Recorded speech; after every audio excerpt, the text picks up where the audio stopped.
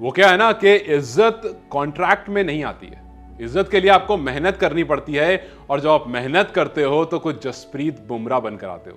आज जब हार्दिक पांड्या बतौर कप्तान अपना पहला मैच खेल रहे थे और मुंबई इंडियंस को जब गेंदबाजी करने का मौका मिलता है तो हार्दिक पांड्या खुद पहले गेंदबाजी करने आते हैं और ये देखते ही कमेंट्री बॉक्स में कमेंटेटर्स हैरान, जो घर बैठे थे वो लोग हैरान। इरफान पठान ने ट्वीट तक कर दिया कि जसप्रीत बुमराह कहां है।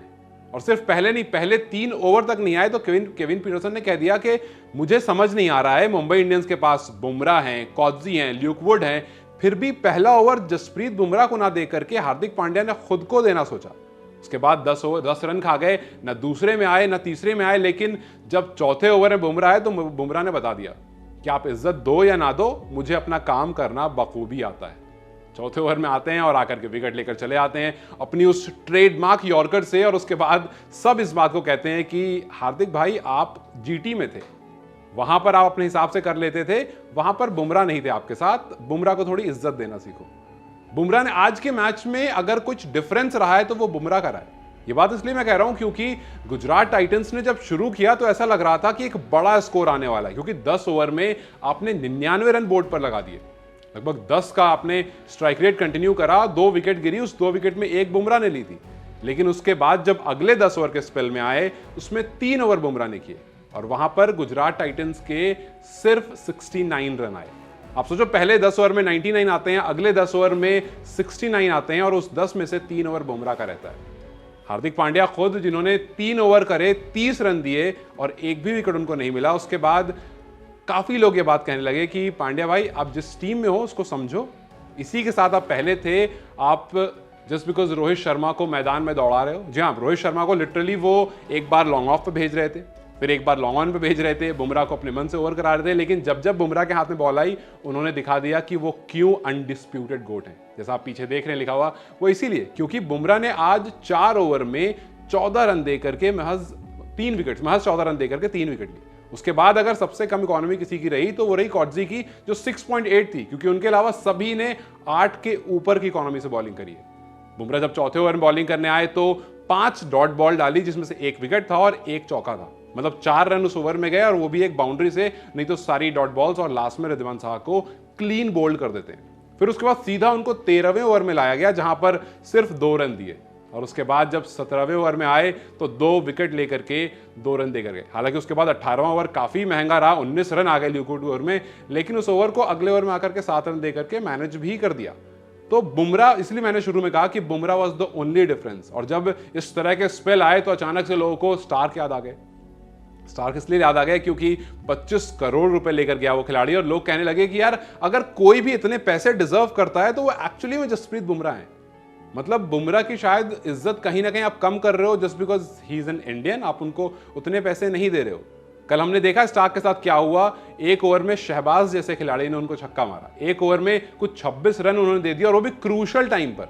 उस ओवर की वजह से गेम ऑलमोस्ट हार गया था केकेआर। मिचेल स्टार्क, जिनको 24.5 करोड़ रुपए मिले हैं, उनकी एक एक बॉल की कीमत कितनी है, वहीं जसप्रीत बुमराह अगर ऑक्शन में जाएंगे तो न जाने कहां तक चले जाएंगे। लोग कह रहे हैं कि जी 20 करोड़ से कम तो कहीं नहीं, लेकिन अगर वो मिनी ऑक्शन में आ गए, क्योंकि अक्सर जब आप मिनी ऑक्शन में आते हो तो काफ़ी बजट होता है और आपको पता होता है कि आपको कितना अमाउंट लगाना है, और इसी वजह से स्टार्क पर 25 करोड़ लग भी गए हैं। लेकिन अगर जसप्रीत बुमराह आ गए तो न जाने क्या होगा। खैर, मुंबई को जसप्रीत बुमराह की वजह से कम टोटल मिला, जो एक टाइम पर लग रहा था 190, 200, वो 169 पर हो गया। और बुमराह और कॉट्जी वो डिफरेंस थे, वो 2 लोग थे जिन्होंने मुंबई को आज बचा लिया कहीं ना कहीं, वरना स्कोर बहुत लंबा जा सकता था। जैसे मैंने आपको बताया कि 4 ओवर में 14 रन दे करके 3 विकेट बुमराह ने लिए, तो उसे एक स्पेल के बाद, उसे एक इंसेन स्पेल के बाद हर तरफ ये बात हो रही है कि भाई बुमराह अगर गलती से भी मुंबई इंडियंस, क्योंकि देखिए बुमराह लगातार एमआई से नाराज है, ये हम उनके स्टेटस से, ये हम अलग अलग सोशल मीडिया फीड से समझ में हमें आ रहा था जब से हार्दिक पांड्या कप्तान बने थे। लेकिन क्या इस पूरे ड्यूरेशन में हार्दिक पांड्या और उनके बीच में वो बातचीत हो जाएगी कि मुंबई इंडियंस फाइनली उनको रिटेन कर लेगा? क्योंकि रिटेन करने के लिए खिलाड़ी की भी परमिशन चाहिए होती है, और आज के मैच में ये बात समझ में आ गई कि अगर एमआई के पास बुमराह नहीं है तो फिर बुमराह और तो फिर एमआई कुछ नहीं है। आप लास्ट 5 मैचेस अगर आईपीएल का देखेंगे तो बहुत जबरदस्त रहा है। मतलब आज के मैच को आप देखोगे तो 4 ओवर 14 रन 3 विकेट, उससे पहले आप देखोगे तो 4 ओवर 25 रन 3 विकेट, उससे एक पहले मैच जाओगे तो 4 ओवर 32 रन 1 विकेट, फिर 3 ओवर 12 रन 1 विकेट और 4 ओवर 10 रन 5 विकेट। ये उनके लास्ट के 5 मैचेस हैं मुंबई इंडियंस के लिए। तो मुंबई में एक्चुअली अगर बुमराह नहीं रहते हैं तो मुंबई नहीं दिखेगी आपको। जब से इंजरी से बुमराह वापस आए हैं कुछ कमाल की परफॉर्मेंस दे रहे हैं। मतलब आप T20 रखो उनके सामने, टेस्ट रखो उनके सामने, आप ओडीआई रखो, इनफैक्ट टेस्ट आप होम रखो या अवे रखो, साउथ अफ्रीका गए वहां परफॉर्म करके आए। घर में जब खेल रहे थे जहां पर स्लो पिचेस थी वहां पर वो याद है ना ऑली पॉप को जो बोल्ड किया था, तो जी हाँ स्लो पिचेस पर भी उतना ही कारगर है ये जितना इनको आप पेस या बाउंसी पिच दे दो। तो ये मतलब इन एनी वे आप किस फॉर्मेट में बॉलिंग कर फर्क नहीं पड़ता है।